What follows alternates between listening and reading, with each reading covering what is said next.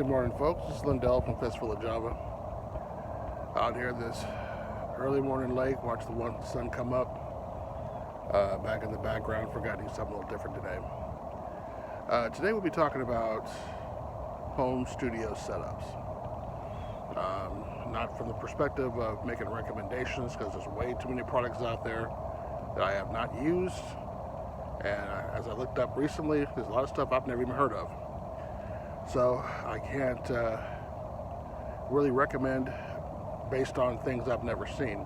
What I can do is tell you how I did it and the reason I did it the way I did it. I can't say universally, though, for a home studio setup, it comes down to basically three major components.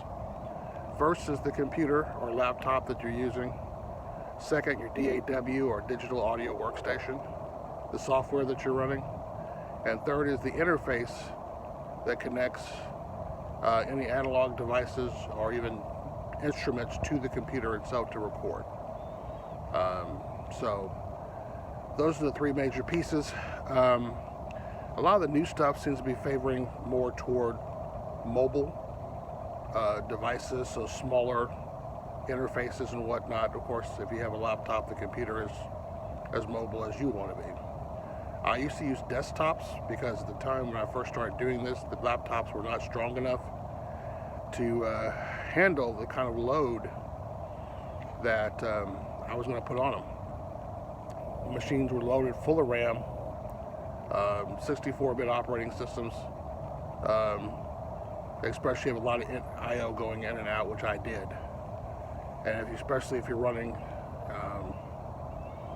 in my case, many times over 20 channels of different things going on, of actual WAV files, as opposed to MIDI files. A lot of those WAV files were 40 megabytes each. You start juggling 20 of those around, you watch your, you get latency problems and all kinds of issues of that nature.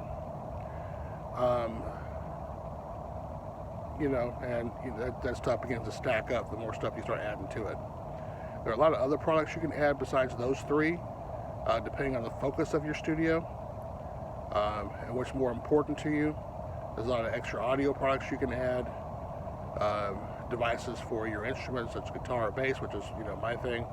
If you're MIDI, then of course you want to have a MIDI interface of some site, and MIDI interfaces have some type of MIDI I/O built into them. And maybe something you need to take a look at when you're choosing which type of interface you're going to set up for yourself. DAWs, I've used a couple of different ones. At the time I was recording, my favorite was Acid.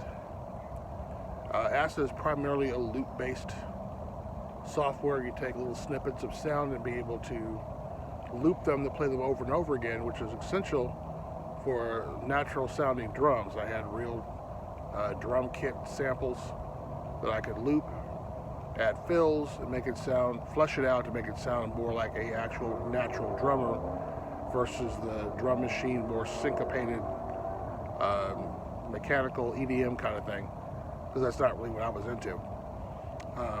But I mean, with loops, anything was possible for the most part. So any instrument you could use or record could become a loop, even ones I've made. Since I was a single guy and didn't have a band, I used the loop bass for drums, for percussion, for organs, which I loved a good B3 on my last project I worked on, and whatever else I wanted to throw in there. Occasionally. Even some guitar and bass parts that augment the ones that I created, to give it some different sounds, since I only had a couple of guitars of mine, and I wanted something sometimes to sound different. So it was a good way to flesh out the sound, but also allowed me to record straight into the interface and mix all those together. Which also required me to have something called SoundForge, which allowed me to edit the recorded WAV file that from the outside.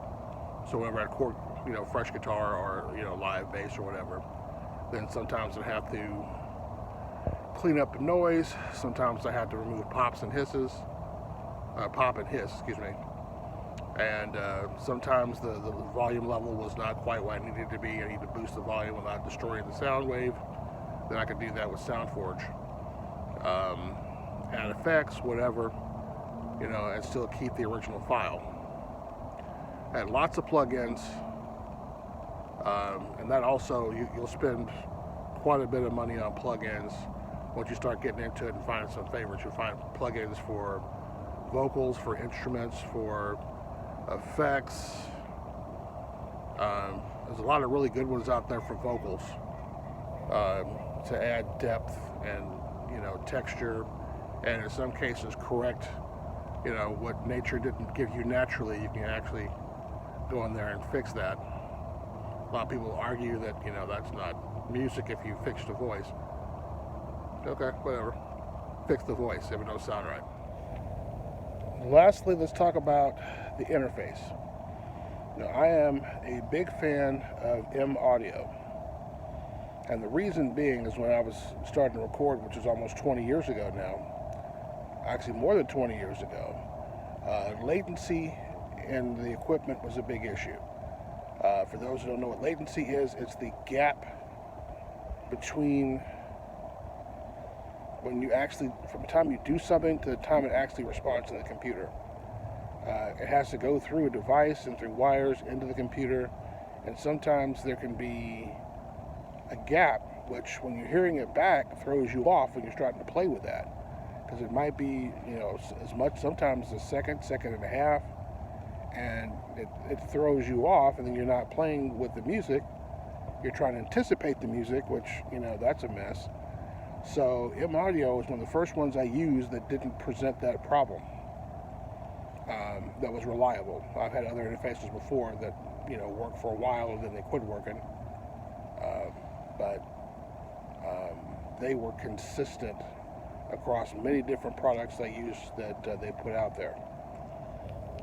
Since I wasn't mobile, I set up my studio for the purpose of recording at home in comfort, and I wanted to make sure that when I was ready to go, everything was already plugged in and ready.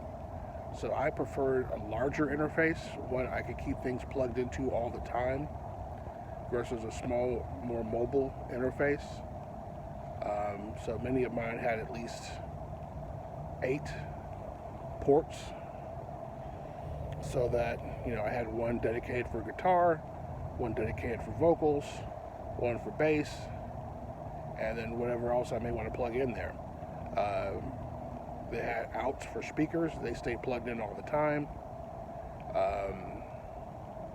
Sometimes multiple sets of speakers.